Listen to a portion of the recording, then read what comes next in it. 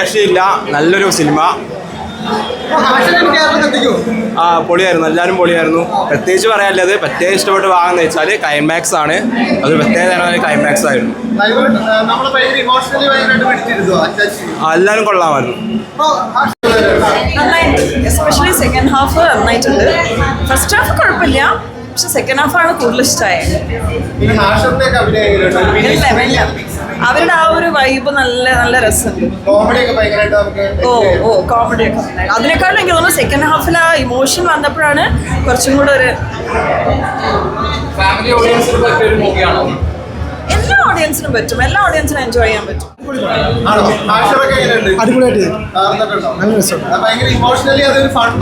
അതായത് first half എന്ന് പറയുന്ന കൂടുതൽ ഫണ്ണും കാര്യങ്ങളൊക്കെ ഉണ്ടായിരുന്നു. സെക്കൻഡ് ഹാഫിൽ ഇമോഷണലും എല്ലാം ഉണ്ട്. മൊത്തത്തിൽ വർക്കായി അടിപൊളി സൂപ്പറായിട്ടുണ്ട്. ഹാഷറയിലും എല്ലാവരും, അലനയിലും വിനായകയിലും എല്ലാവരും സൂപ്പറായിട്ടുണ്ട്. പിന്നെ നമ്മുടെ അൽഫോൺസ് പുത്രനും എല്ലാവരും അവരുടെ റോൾ അടിപൊളി ചെയ്തിട്ടുണ്ട്. അടിപൊളിയായിട്ട് നല്ല ഇമോഷണലായിട്ട് എല്ലാവർക്കും കണക്ട് ആവുന്ന സാധനമാണ്. നല്ല ഫീൽ സൂപ്പറുണ്ട്. നന്നായിട്ടുണ്ട്. കേരളത്തിലെ കറണ്ട് ഇഷ്യൂസാണ്, ലിവിങ് ആയിട്ടുള്ള സിറ്റുവേഷൻസാണ്. നല്ല ഇമോഷണലായിട്ടുള്ള ഡയറക്ഷൻ നന്നായിട്ടുണ്ട്. Very good. അതെ, മെസ്സേജ് മാത്രമല്ല, അതിൻ്റെ ദ വേ ഓഫ് ഡൂയിങ് നന്നായി ചെയ്തു. അടിപൊളി, സൂപ്പർ, പൊളിച്ചടുക്കി.